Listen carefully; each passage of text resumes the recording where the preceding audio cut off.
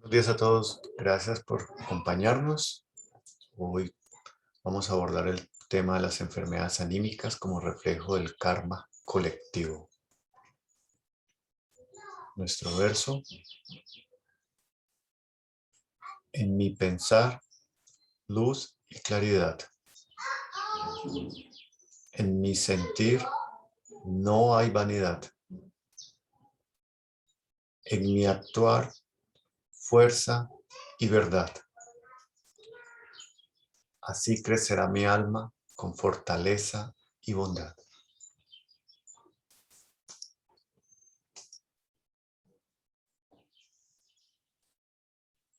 Miro en las tinieblas. En ellas surge la luz, luz de vida. ¿Quién es esa luz en la oscuridad? Soy yo en mi realidad. Esta realidad del yo no entra en mi vida terrena. Soy una imagen de ella, pero la encontraré de nuevo cuando con buena voluntad hacia el espíritu haya pasado por la puerta de la muerte. Rudolf Steiner. Maestro Mario, muy buen día. Muy buenos días.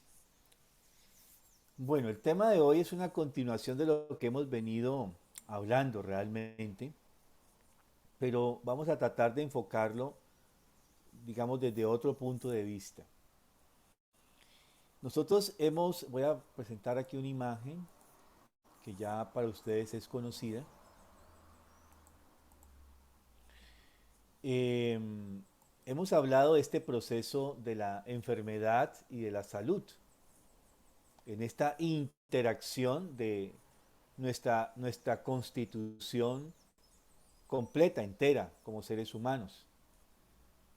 Ya hemos venido diciendo todo este tiempo que nuestra constitución humana está conformada por cuatro cuerpos realmente.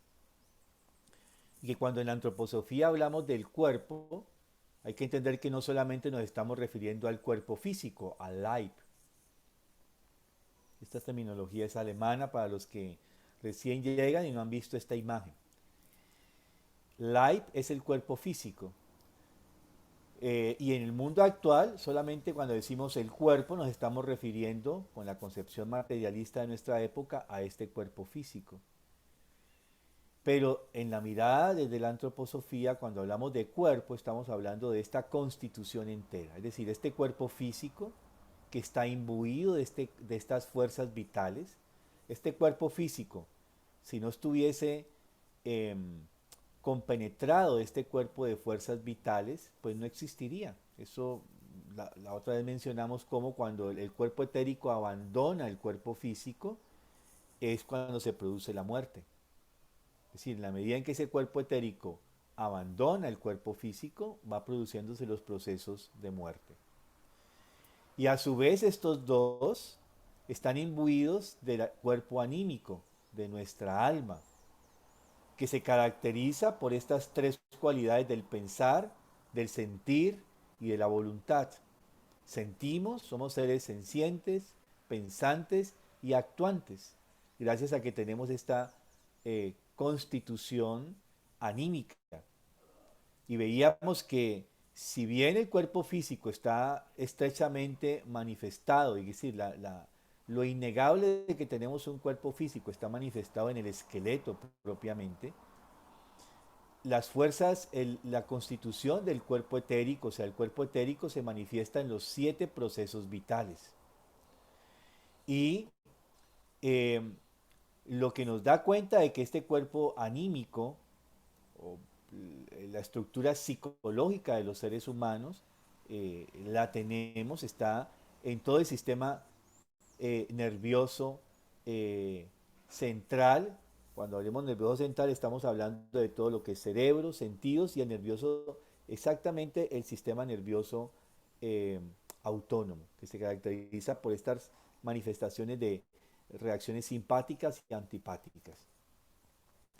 Y nuestro yo, que como tal está manifestado, que siempre anda entre bambalinas, que es lo que nos caracteriza, que es lo que hace que nos individualicemos, no solamente en lo que es propio, en nuestra constitución física, sino individual. Veíamos datos que, por ejemplo, la huella dactilar es alguna manifestación de esa individualidad y es única, o la forma como procesamos cada uno lo que comemos generando nuestra propia proteína, nuestra propia característica proteínica.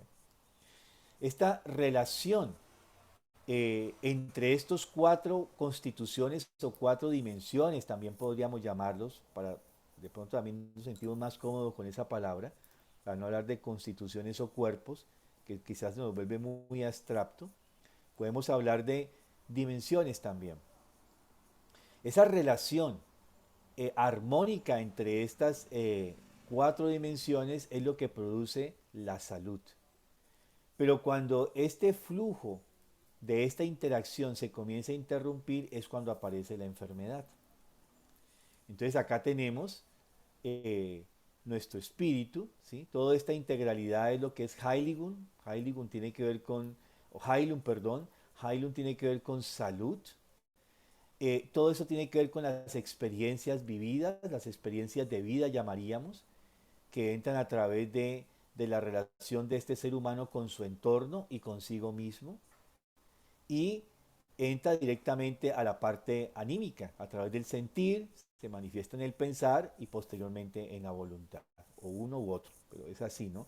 Todo entra a través, lo veíamos la otra vez, de la percepción, y de ahí nos toca nuestra parte anímica, o sea, el sistema nervioso autónomo, para luego ascender a lo que es el cerebro, sistema nervioso central, y posteriormente a lo volitivo. Y veíamos esa interacción entre estas tres facultades. Entonces, este flujo, cuando la corriente de nuestra individualidad, lo que portamos como individualidad, que veíamos que era nuestro interés por el mundo y por los otros, la necesidad humana de desarrollar nuestro motivo de vida, nuestro motivo propulsor que dirige nuestra vida, nuestros ideales, fluye hacia el alma y desde el alma se manifiesta entonces hacia una manifestación corporal, manifestándose como seres humanos en el mundo. Aquí venimos sanos.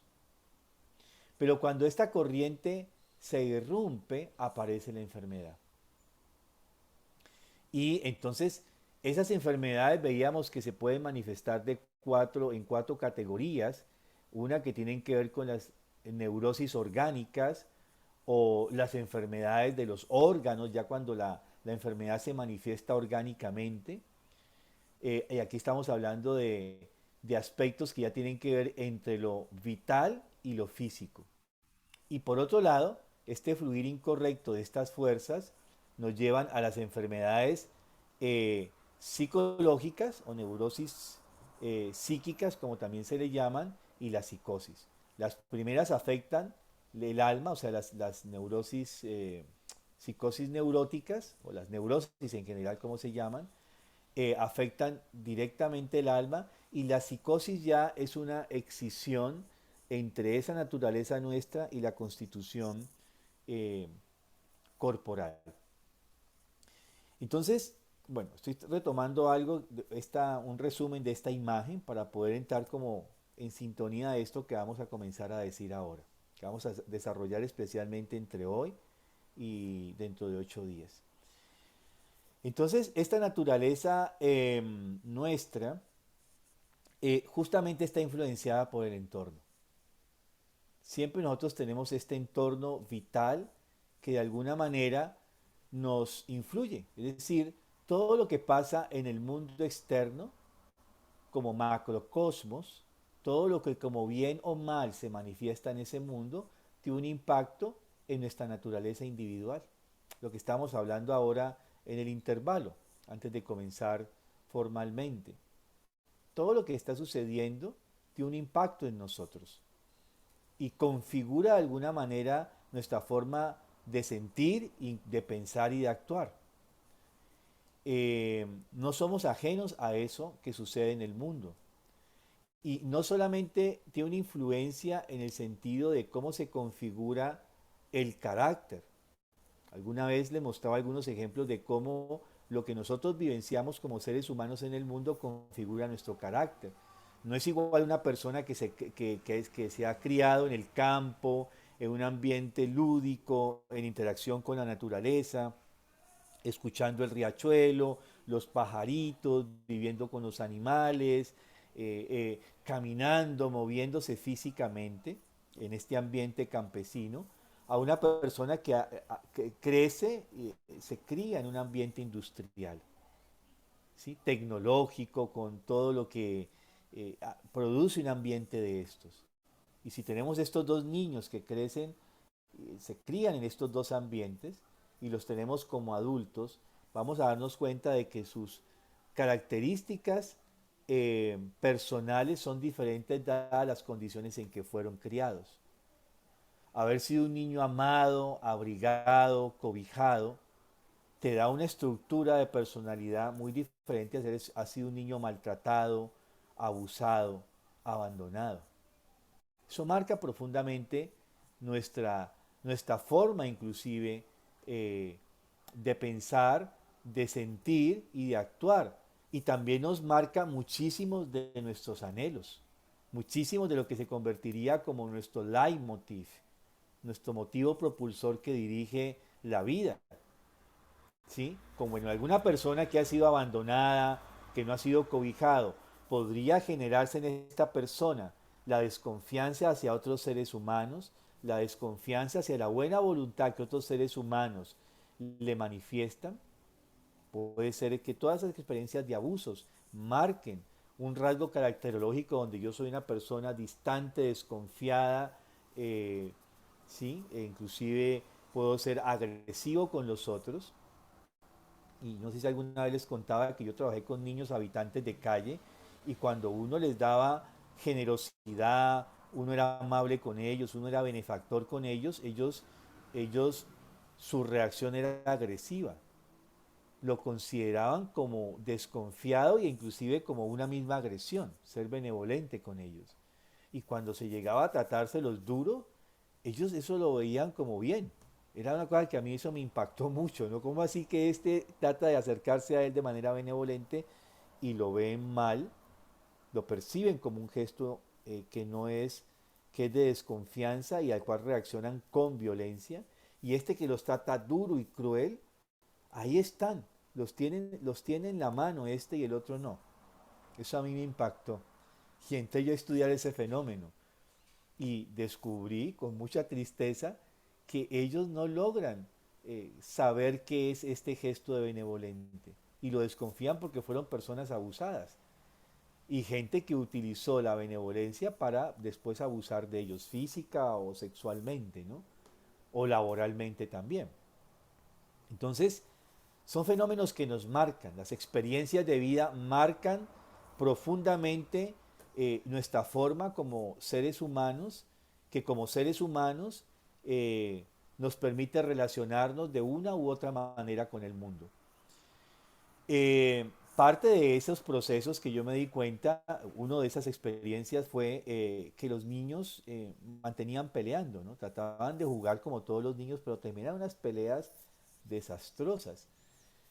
Y entonces una vez trabajando con ellos les dije, pero bueno, ustedes porque siempre están peleando, su gesto siempre es puño, patada, golpe, y ¿por qué no hay un abrazo? ¿Por qué no hay pídele disculpas, por ejemplo? Dale la mano. No sabían dar la mano para pedir disculpas. No sabían dar un abrazo para la reconciliación. Y eso me impresionó. Y tuve la intuición de ir y dije, ¿y cómo será con sus madres? Entonces hice un taller con las madres. Igual, ¿no? Bueno, vamos a jugar. ¿Cómo ustedes expresarían rabia? Y eso tenían todos los gestos, ¿no? Eso les fluían los gestos de rabia, de rechazo, de repudio, solo con gestos, sin palabras. Y les dije, bueno, ahora vamos a dar amor, vamos a dar amistad, vamos a dar, o sea, lo que llamamos técnicamente habilidades sociales, vamos a manifestar las habilidades sociales positivas. No las tenían. Y ahí yo comencé a darme cuenta cómo este fenómeno, que ya se manifestaba como síntoma, porque era un síntoma en los niños, tenía que ver con sus madres. Y claro, ellas no habían aprendido a expresar cariño, afecto, cordialidad, porque nunca lo habían tenido. Cuando uno mira las biografías de estas personas, abusadas, maltratadas desde muy chicas, abandonadas también, porque eran abandonadas parcial o totalmente por sus padres, después parcial o totalmente por sus maridos, por la sociedad misma, un círculo vicioso. Entonces, esto que se manifestaba aquí como brotes de agresividad muy fuertes en los niños, ya tenía que ver con esto que estaban viendo en las madres. Manifiesto o no, que eso vamos a hablar después, porque yo puedo tener manifestaciones, como en este caso, de agresividad, que lo tenían algunas de las madres, y otras tenían todo ese dolor y esa rabia reprimida en sí misma. No eran mujeres que uno podría decir son violentas, porque no tenía una manifestación con su comportamiento, eh, digamos, manifiesto de violencia. Pero sí tenían una rabia, un dolor, algo que las despedazaba internamente callado, en silencio absoluto. Y eso igual marcaba, aunque no era esa eh, llamemos esa rabia que podían tener internamente, no la manifestaban externamente, sí se veía como un brote en sus hijos. Y aquí vemos esto que en psicología se conoce como tara, ¿sí? Como yo transfiero como padre o como adulto mis dificultades, mis aspectos no resueltos a los niños en general. Y lo hago extensivo, no solamente como padres, como tíos, como abuelos, eh, como docentes, como personas que estamos interactuando con niños. Todos nosotros tenemos una influencia, directa o indirecta en ese sentido, ¿sí? Entonces, este aspecto de lo que es macro, de lo que tiene que ver con lo social, con lo que tienen de experiencias inclusive ya colectivas, nos marca, ¿sí? No solamente en el sentido micro de la familia nuclear o extendida, ¿sí? En el sentido de familia nuclear, papá, mamá, hijos, familia extendida, tíos, abuelos, primos, primero, segundo, tercero, cuarto grado, cada vez más corto esa familia extensa, ¿cierto? Pero está de alguna manera. Ya esto tiene un impacto en nuestra conformación de nuestra estructura psicológica.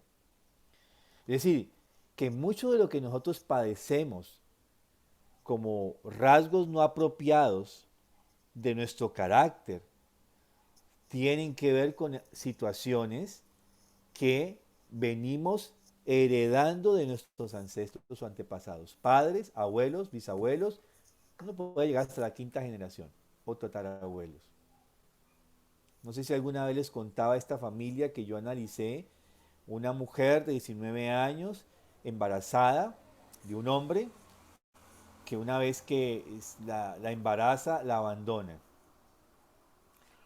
Repite la experiencia un par de años después con otro hombre que la embaraza y la abandona. O sea, ya con 19 años tiene dos hijos de padres abandonantes. Y cuando vamos a mirar su estructura familiar, su madre tiene cinco hijos, ella es una de los cinco, cada uno de padres diferentes abandonantes. Y cuando vamos a la abuela, varios hijos, cada uno de un padre diferente abandonante.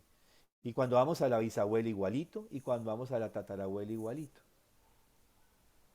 Cinco generaciones con el mismo patrón de conducta. Y entonces la pregunta es, para la persona de 19 años, la mujer de 19 años, ¿cómo lo cambia? ¿Lo quieres cambiar? ¿Quieres seguir con este mismo patrón? ¿O lo quieres cambiar porque lo puedes cambiar? No tienes que padecer de esto mismo. Pero también inclusive estas situaciones psicológicas vividas, eh, no solamente en persona, o sea, en fuero personal, sino transferidas de una generación a otra, pueden llegar a tener un impacto en nuestra salud física. Y puede que entonces comencemos a manifestar reacciones de enfermedades, síntomas de enfermedad físicos.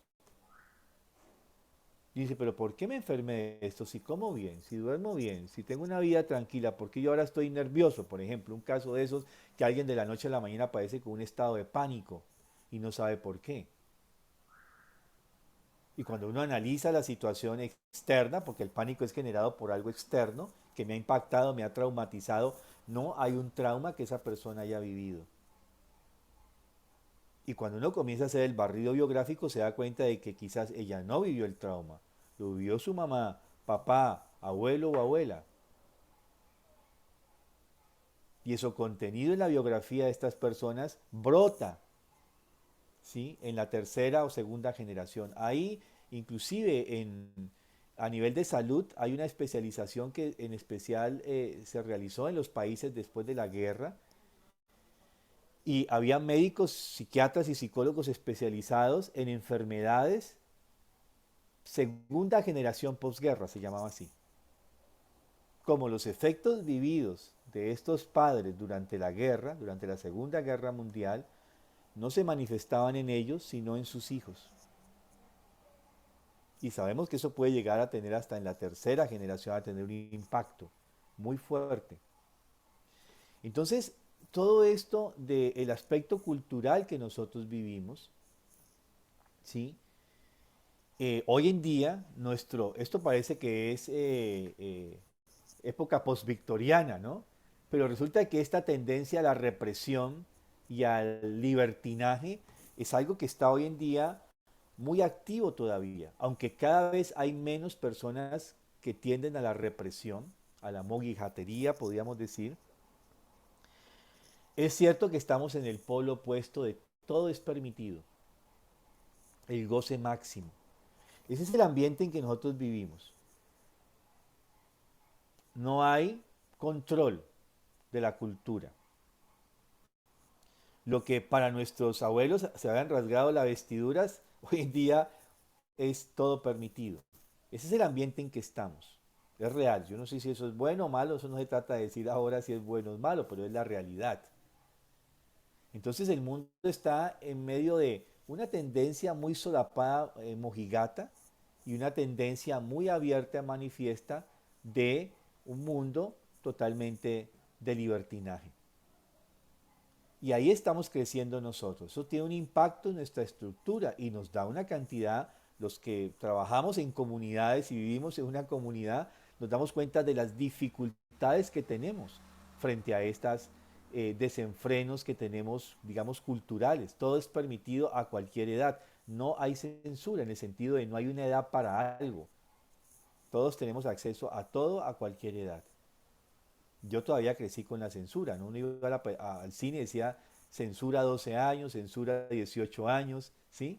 Todos, censura a todos, o sea, eso ya no existe. Bueno, las salas de cine cada vez ya están desapareciendo, pero eh, eso existía en la cultura, o la forma de vestir también marcaba mi edad, ¿no? La edad que tenía y lo que tenía permitido a partir de mi edad o no.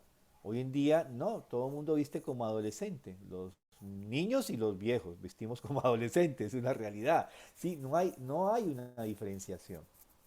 Alguna vez había un chiste en la familia porque teníamos unos amigos muy queridos y una vez había una reunión familiar que fueron invitados ellos y fue llegando la mamá de este amigo nuestro y todos nos quedamos con la boca literalmente abierta, porque ella entra a la sala de la casa y estaba vestida literalmente como Bebels. ¿Ustedes se acuerdan de este personaje de las tiras cómicas, ¿no? De Pedro Picapiedra, con Bebels adolescente, con una truza, una mujer de más de 50 años, con una truza ajustada al cuerpo, una blusita ombliguera que le daba aquí hacia las costillas, coloreteada, pintada como cualquier muchacha adolescente, y una moña así como Bebels, ¿no? Y no sabíamos si reír o quedarnos asombrados, ¿no? De ver esto. Todos nos quedamos así como con la boca abierta y finalmente ni reímos ni dijimos nada porque había que ser prudentes, pero después comentamos esto, ¿no? ¿Cómo es esto? ¿Qué pasó con esta señora? ¿Qué le pasó a doña, le decíamos a la doña, por el nombre que no puedo pronunciar aquí, ¿no? A doña Petra, por decir alguna cosa, ¿no? ¿Qué le pasó a doña Petra que llegó así, ¿no? Y esos son temas que tenemos hoy en día y que tienen un impacto en todos nosotros, claro. Pero ¿por qué se da este libertinaje? Justamente porque vivimos de una cultura todavía, que eso fue post-victoriano, estamos hablando de finales del siglo XIX, toda esa represión todavía la vivimos durante gran tiempo del siglo pasado, del siglo XX, más o menos hasta los 80, ¿sí? Ya a partir de los 80 vino un libertinaje, al menos en Colombia lo vivimos, con aquel tema de que un presidente de esa época era muy amigo del cardenal principal, del nuncio apostólico en Colombia, y a través de él consiguió la separación de su esposa, oficialmente dada por el Vaticano. Y eso aparentemente es un hecho que vivió ese presidente, pero eso marcó una situación que fue como un coletazo digamos, de lo que estaba prohibido ahora es permitido. Un solo hecho, por ser este personaje, desata, pero vimos mucho la represión y muchas cosas que se tuvieron que vivir porque éramos nietos o casi que bisnietos de esa época de represión, de mojigatería, como fue la época post-victoriana. Y eso nos coloca ahora en el otro punto, el desenfreno. Yo siempre le digo a los chicos cuando vemos este tema del justo medio, ¿no? ¿Qué es en medio de los dos polos? ¿Cuál es la tarea humana? Encontrar el justo medio. El punto de equilibrio en medio de la represión y el libertinaje. ¿Cómo lo encontramos? Y cada vez se hace más una posición individual. Por supuesto, los niños tienen que vivir en medio de estos límites, se los damos los adultos. Pero si los adultos no lo tenemos claro, ya ahí estamos generando una influencia en los niños. ¿Cómo se va a manifestar eso cuando sean adultos? Vamos a ver. Pero nosotros al menos sí lo hemos visto y que estamos muy cómodos con todo es permitido. ¿Sí? Y realmente todo es permitido de cualquier manera. Son preguntas. Pero ese es el ambiente en que vivimos hoy en día, para hoy. ¿Sí?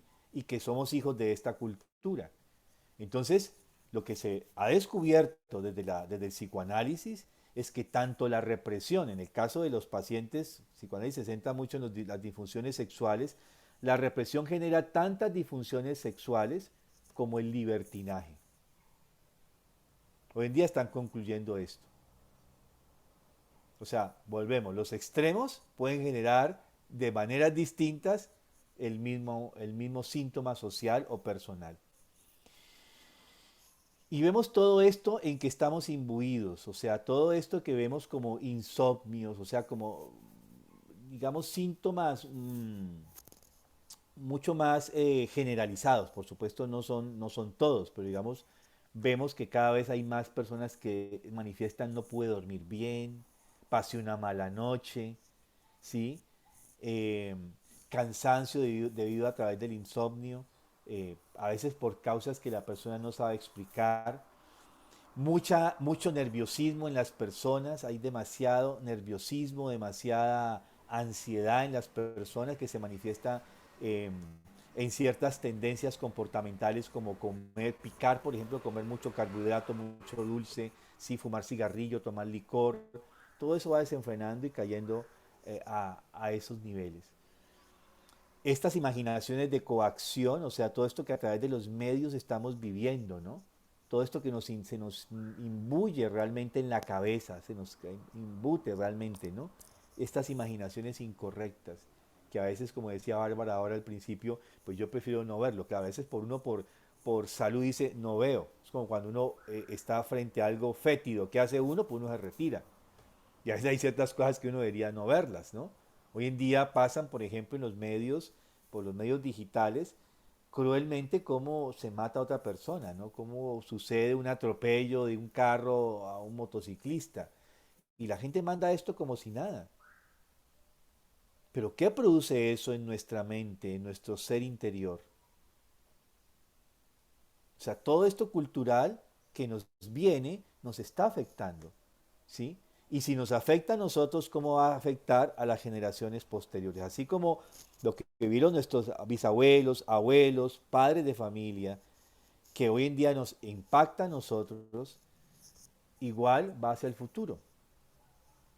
Y todo esto que a través de la voluntad se mueve como pulsiones inconscientes, o sea, una cultura que nos lleva a vivir del cuerpo de deseos, satisfacción inmediata de los deseos. Ese es nuestro medio.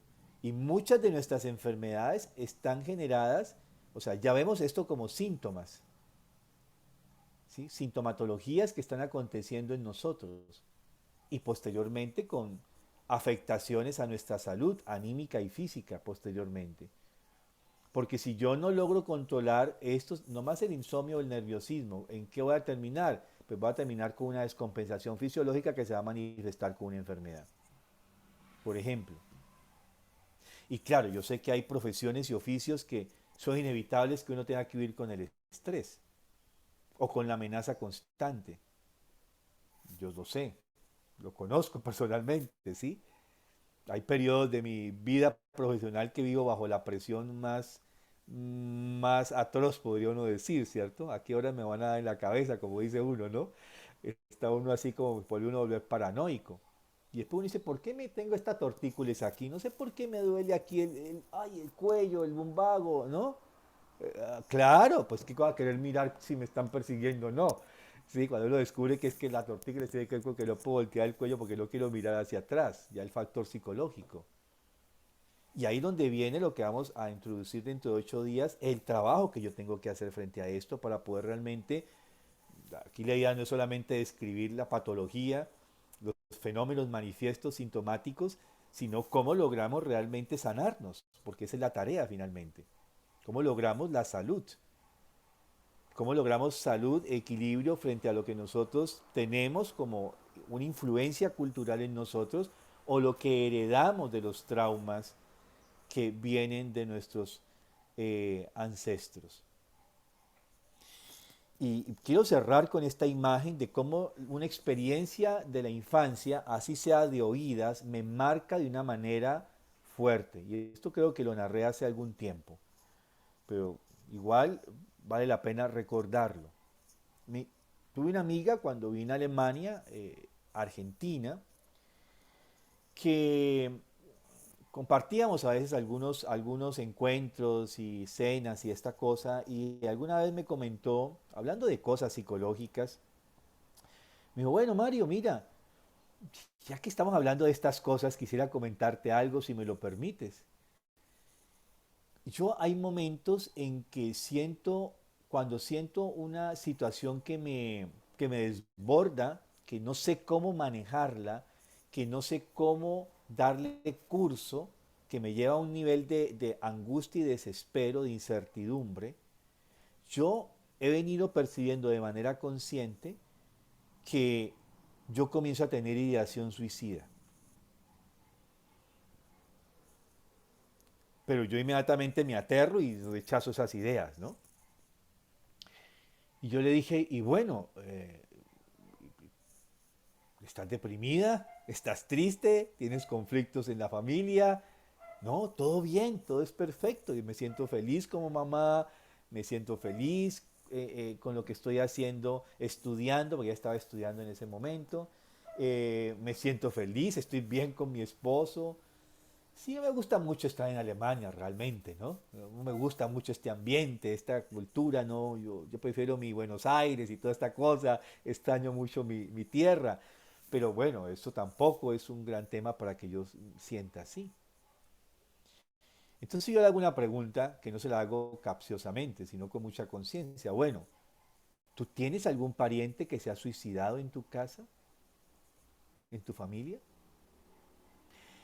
Y ella se quedó pensando, pensando y dijo, bueno, ahora que haces la pregunta, sí, yo era muy niña cuando en la familia hubo el relato de que el tío abuelo se había colgado en el baño de la casa de la abuela. Pero de eso nunca hablamos. Solo la noticia, ¿no? El tío abuelo, así como a escondidas, el tío abuelo amaneció ahorcado en el baño de la casa de la abuela. Y bueno, la tarea ahora, vamos a dar algunos pasos. Pues en este relato estoy dando lo terapéutico también, ¿no? Bueno, ¿y tú alguna vez indagaste qué fue lo que pasó? Pues sí, ¿cómo te parece que sí? Dice ella. Bueno, ¿no? Alguna vez indagué. Bueno, resulta que este tío abuelo era un hombre que tenía lo que uno llamaría aquí una finca, ¿no? No sé cómo se dice en Buenos Aires, una hacienda con muchos ganados, ¿no? Eh, y entonces él hace unos negocios y resulta de que se consigue un socio porque quería a tener más producción en la finca y resulta que este socio lo estafa y él queda sin nada. El socio le quita todo lo que tiene, que no tenía nada, era un tramposo, se queda con todo el socio y el tío abuelo se queda sin nada. Y termina la posibilidad de terminar siendo jornalero en la propia finca que él levantó después de muchos años y esfuerzos de trabajo. Y frente a la vergüenza de quedarse como jornalero en su propia, en lo que era, había sido su finca, él decide irse a La Pampa, no sé, por allá al norte de Argentina, se fue huyendo y nunca más supimos del tío abuelo. Pasaron décadas, décadas, décadas. Y una vez llegó el tío abuelo a la casa de la abuela y estaban todos contentos porque todos pensaban que se había muerto, qué sé yo, que qué sería de él. Y bueno, ahí estaba el tío abuelo, vivía allí, era muy taciturno, se sentaba a tomar su mate, a fumar su pipa y todo ensimismado en la silla mecedora, mirando el infinito, callado. Y un día en la mañana amaneció colgado. Esta historia que vamos a mirar, la vamos a ampliar después con otros ejemplos, que ella no vivenció directamente, sino que escuchó que el tío abuelo se había ahorcado, ya, digamos, de alguna manera transfiere esta situación frente a la desesperanza como vía de solución el suicidio.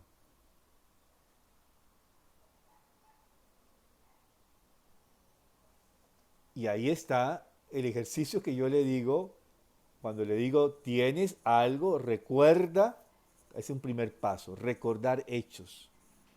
Luego, eh, lograr describir muy bien estos hechos, como ella lo narra.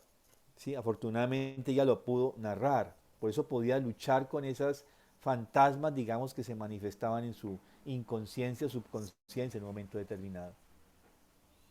Entonces, bueno, son algunos aspectos de estos taras que nos devienen eh, y que de alguna manera tienen un impacto en nosotros, por más que nosotros pensemos que no.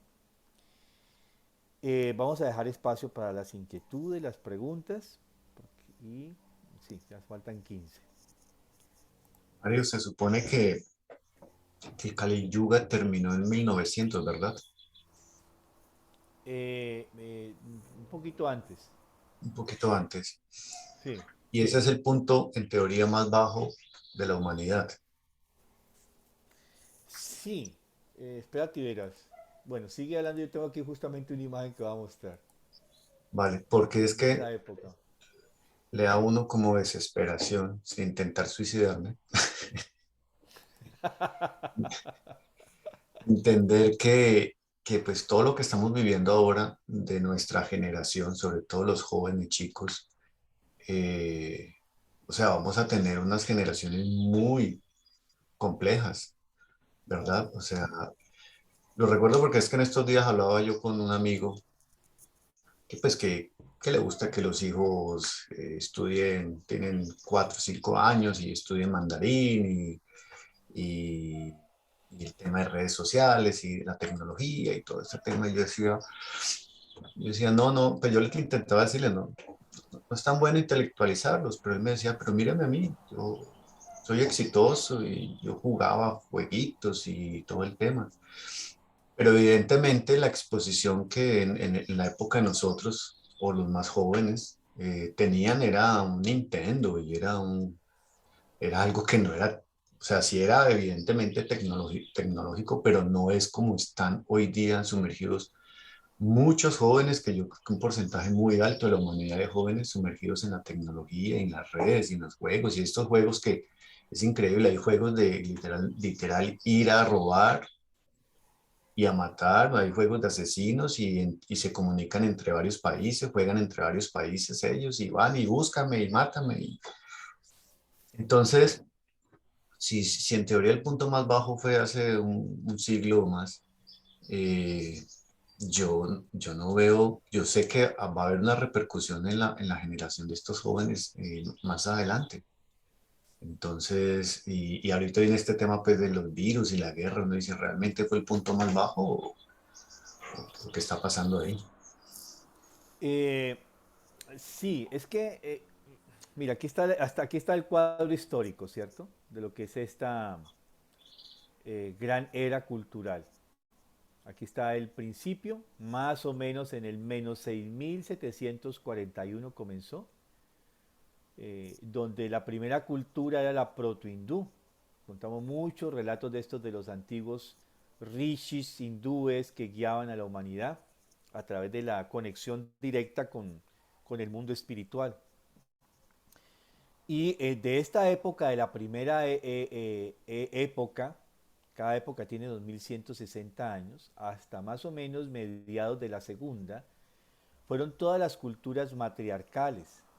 Era la mujer, lo, lo femenino, podemos decirlo también, pero en el sentido corporal, la mujer y lo femenino, lo que imperaba en la cultura. De hecho, muchas veces los hijos no conocían a sus padres. ¿Sí? Y heredaba inclusive en nuestras culturas aborígenes colombianas, heredaba el menor de la madre. Eso era lo matriarcal. Lo que después se manifiesta como época patriarcal es este periodo que va más o menos del menos 3100 a 1899. Y esto es lo que llaman el periodo del Kali Yuga o el oscurantismo. ¿Sí? Y donde comienza a imperar ya no, digamos, el predominio de lo materno femenino, sino de lo paterno masculino. ¿Y qué trae este desarrollo? Esto trae obviamente muchos aspectos que alguna vez describimos acá, todo el elemento de la memoria, de lo artístico, de lo pictórico, todo lo que está narrado, por ejemplo, en muchos relatos griegos y esta situación entre Grecia y Troya muestra justamente este cambio de transición de una época cultural a otra época cultural. Y viene el desarrollo de la escritura, de la matemática, del desarrollo de las herramientas, de la rueda, todo lo que es ya meternos en el mundo y la transformación del mundo. Por la constitución del ser humano de esa época, eso le correspondería al varón. Y ahora hemos terminado el Kali Yuga, entonces siempre lo que uno escucha es que viene toda la época del diamante, de la luz, de lo nuevo, de la renovación. Sí, pero eso no es lo que estamos viendo. Yo tenía como muchacho esa esperanza que eso sucediera, pero no es lo que vemos hoy en día. Vemos unas fuerzas del caos. Lo que pasa es que ya aquí lo que uno sí puede decir es que aquí ya entramos en una fase donde nuevamente lo masculino y lo femenino tienen que entrar en un equilibrio. Eso es una tarea esencial. ¿Cómo se logra una adecuada manifestación de lo femenino y de lo masculino en la cultura? No es negar ni uno ni lo otro, sino cómo reconocemos esas circunstancias. Y justamente lo que sí caracteriza esta época es que es la era de la libertad. Pero libertad que tiene que ser conquistada. Porque volvemos, libertad no es libertinaje, libertad no es hacer lo que yo quiera siempre.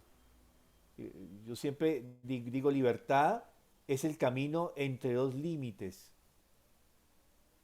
Yo soy libre cuando yo me coloco un límite por mí mismo. O decido quebrarlo conscientemente y asumir las consecuencias de quebrar ese límite. Y por supuesto, el mal siempre ha intentado ingresar, ¿no? Porque el mal siempre ha estado allí. Y aquí entra el mal, porque aquí también es liberado el mal. Y es la tarea del ser humano luchar contra esas fuerzas del mal. Y el mal sabemos que se camufla y se nos muestra de una manera que no manifiesta su rostro verdadero. La gran pregunta es ¿cómo podemos como cultura seguir construyendo nuestra humanidad? Creo que esa es la pregunta decisiva, la verdadera pregunta cristiana. ¿Cómo podemos como humanidad seguir construyendo esta humanidad?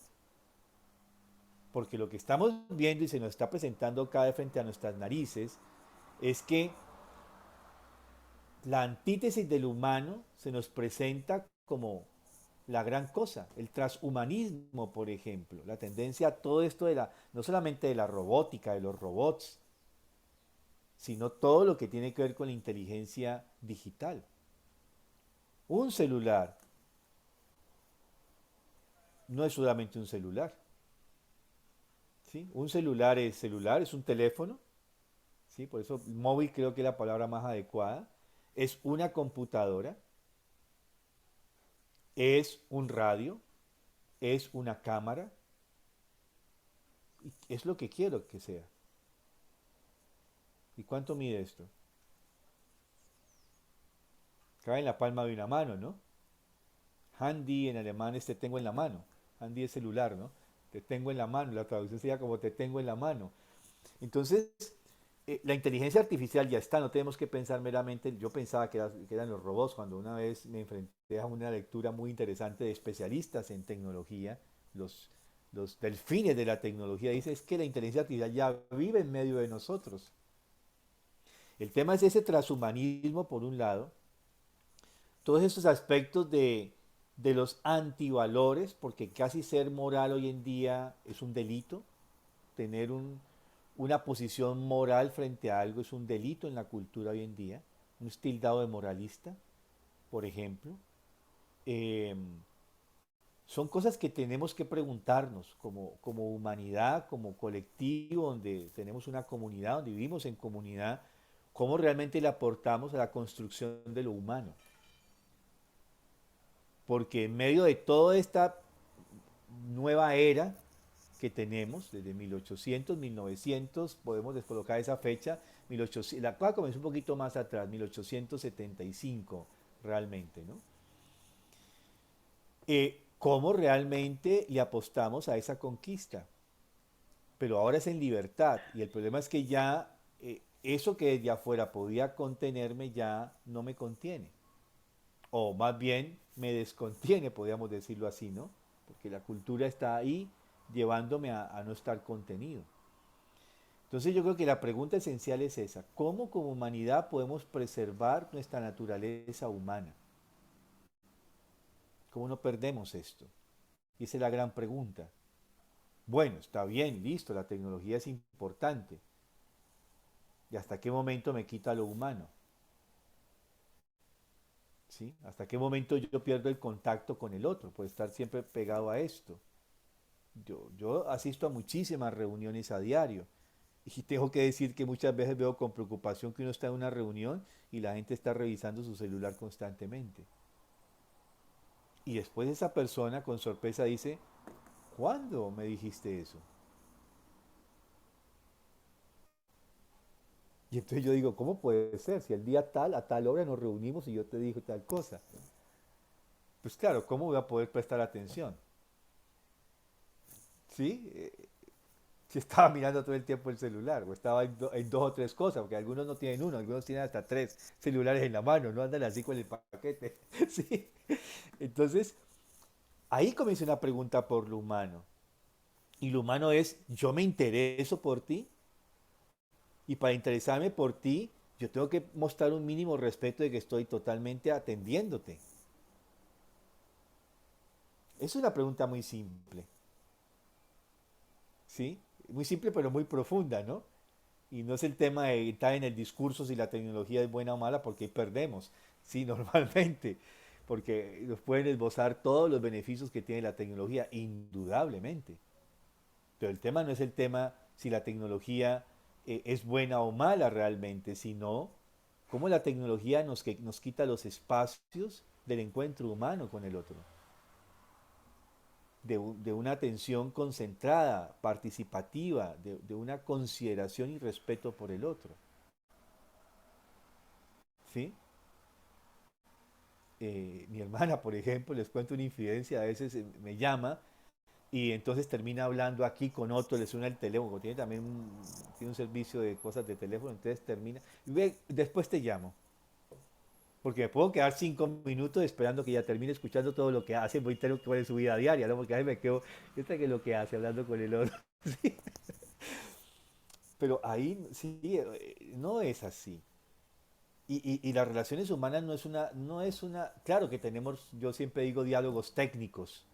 Te llamo para esto, esto, esto, esto, listo, eso es técnico. Hay que pagar el agua, hay que pagar la luz, hay que atender eso, hay que pedir la cita, sí, eso es técnico. Pero el humano es cómo estás, cómo te sientes. Y darme el tiempo para que el otro me conteste realmente cómo estás, cómo te sientes. Ahí comienza la construcción de lo mínimo humano. Entonces la pregunta es, realmente que yo me haría es cómo la tecnología nos está desplazando los espacios en que podemos tener encuentros con otros seres humanos. Encuentros verdaderos, genuinos. Bueno, tenemos que ir a lo artístico, eso no puede faltar. Gracias, Mario. Nos vemos dentro de 8 días, Dios mediante. Gracias, Mario. Buen día. Gracias. Gracias, Gracias, maestro. Mario. Gracias, maestro. Bueno, hoy María Lucía a última hora no puede asistir. Tiene un tema familiar, por lo que no nos puede acompañar. Entonces, les propongo Euritmia, nuevamente el zodiaco. ¿Quién me acompaña a hacer ejercicios del zodiaco el día de hoy? Si están de acuerdo, podemos hacer. ¿Sí? Ah, bueno. Pues callado, Claro. después que lo haga solo. Gracias, maestra. No, gracias. Claro que sí, Oscar. Gracias. Vale, listo. Entonces voy a primero a proyectarles para que recordemos y tengamos presente los signos del zodiaco. Ok, vamos a recorrer el zodiaco. Iniciamos en Aries. Recuerden que Aries es la cabeza y es el color rojo. Posteriormente pasaríamos a Tauro, que obedece a la garganta, el color naranja. Luego pasamos a Géminis, que son los hombros, el color amarillo. Luego Cáncer, que es el pecho, color verde. Leo, el corazón, color azul cielo.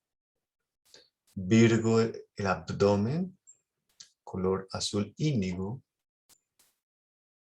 Libra, la pelvis, violeta oscuro. Escorpio son los genitales, violeta claro.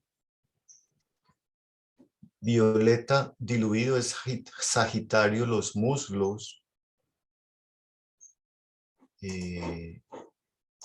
Viene Capricornio, que son las rodillas con flor de durazno. Acuario, las pantorrillas, es el rosado. Piscis son los pies, es casi rojo. Y volvemos a Aries. Les muestro esta imagen porque es interesante visualizar este color en la zona que estamos trabajando con total conciencia, ¿vale? Entonces, nos vamos a parar. Paramos.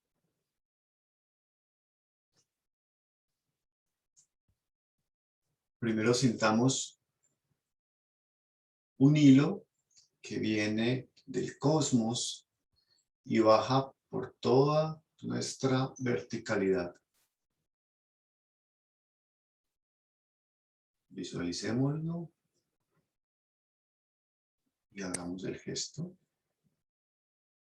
Nuevamente, un hilo que viene del cosmos, que atraviesa nuestro cuerpo y conecta con la Tierra.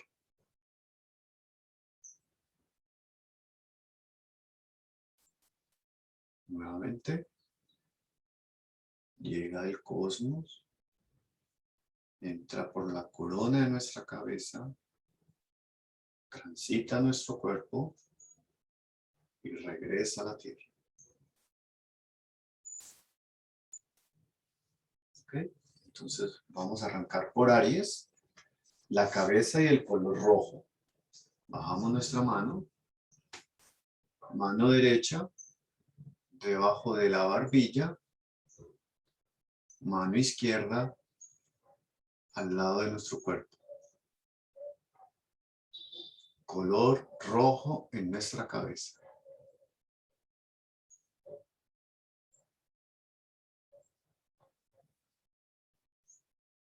Tauro, mano derecha en nuestra cabeza, mano izquierda en nuestra barbilla, puede estar así en puño o abierta en nuestra garganta, porque Tauro es la garganta, o en puño.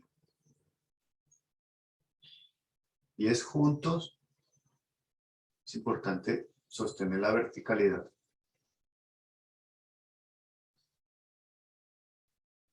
Vean.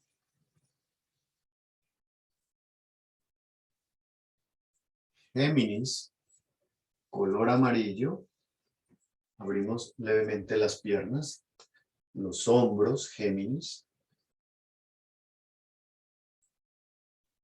Color amarillo.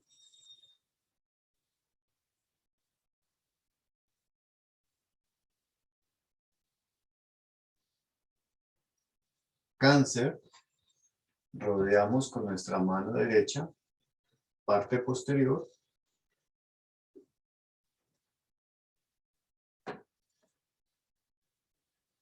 Y con nuestra mano izquierda en nuestro pecho.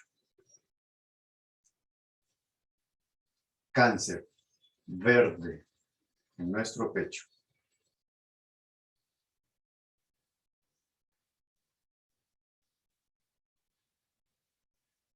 Leo,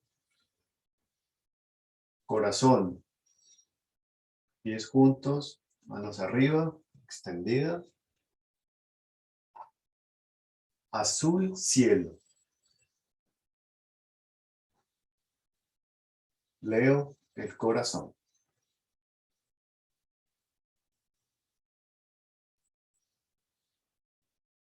Virgo, mano izquierda acá en el abdomen, mano derecha a nuestro costado.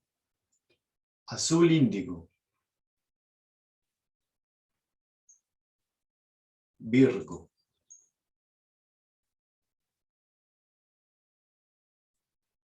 Libra, la pelvis, ponemos nuestras manos de manera horizontal, una sobre la otra.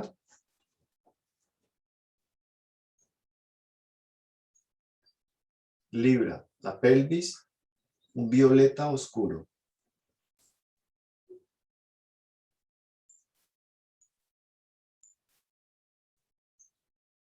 Escorpio, genitales. Mano izquierda, levemente separada del cuerpo.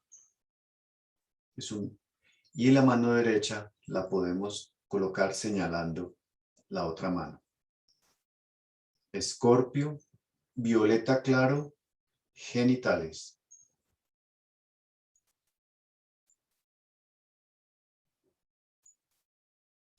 Sagitario, mano derecha en nuestro pecho y la mano izquierda cubre el codo y flexionamos nuestro pie derecho. Sagitario, muslos, un violeta diluido. Violeta claro, mucho más claro.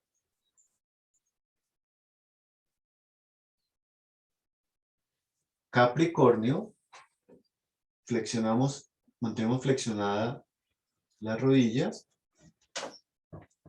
mano derecha extendida, mano izquierda con el puño acá cerrado en la frente. Capricornio, rodillas, flor de durazno.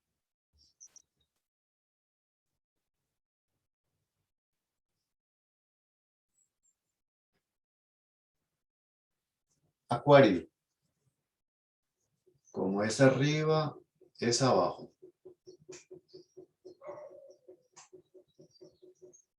Color rosado en las pantorrillas. es arriba, es abajo. Y Piscis es un casi rojo, mano izquierda. Levantamos la mano derecha hacia arriba. Elevamos el pie derecho y la mano izquierda señala donde elevamos el pie derecho.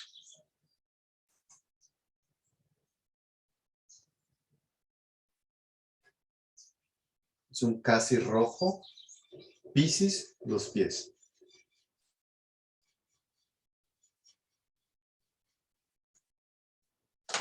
Ahora demos nuevamente la vuelta, siendo conscientes del color y la respiración. Simplemente voy a decir el signo y vamos dando la vuelta. Pero respiramos, no sostenemos el aire, sino que nuevamente lo botamos lentamente en cada signo. Empezamos con Aries. Aries.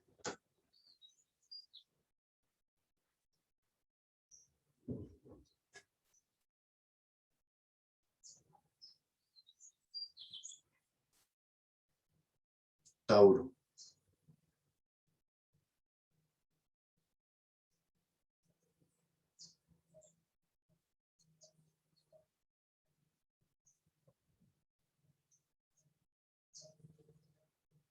Géminis.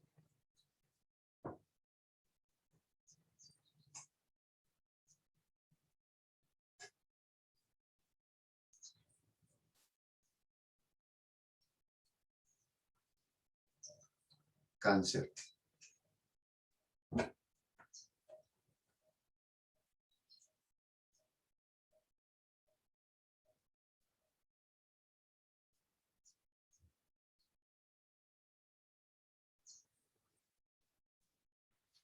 Leo.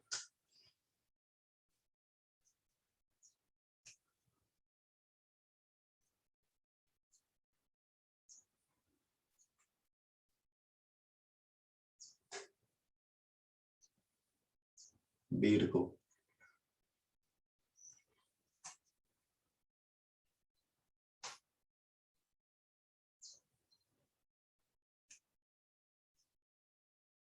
Libra.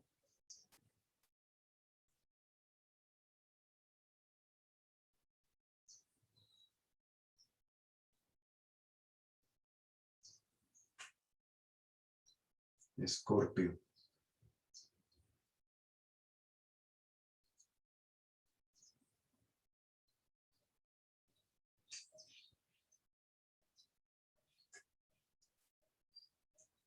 Sagitario.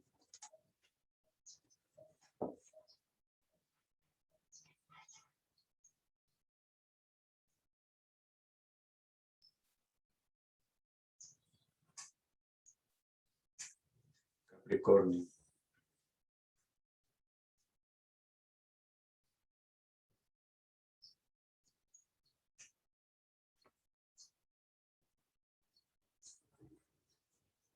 Acuario.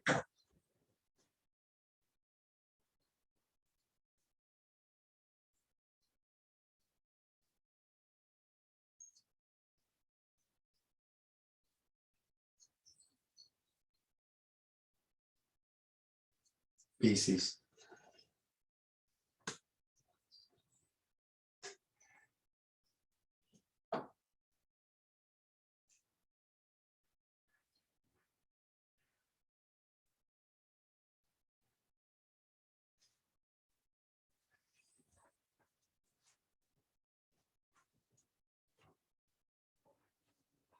¿Cómo les fue?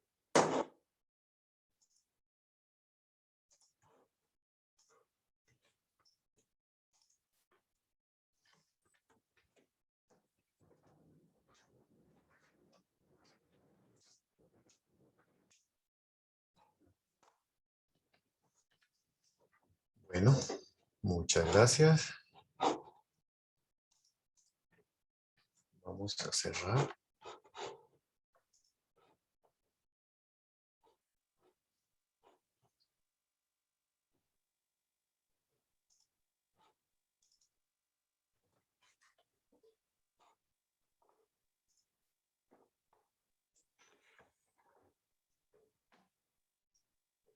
En mi pensar, luz y claridad.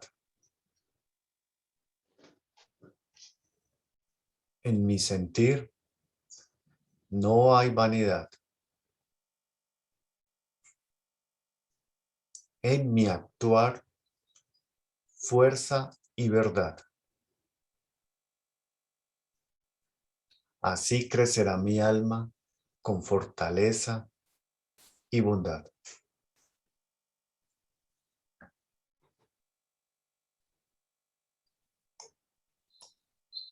Bueno, muchas gracias a todos. Gracias. Gracias. Muchas Sí, gracias. Vale, Muchas gracias, nos Oscar. nos vemos el Gracias, próximo Oscar. martes. Feliz semana.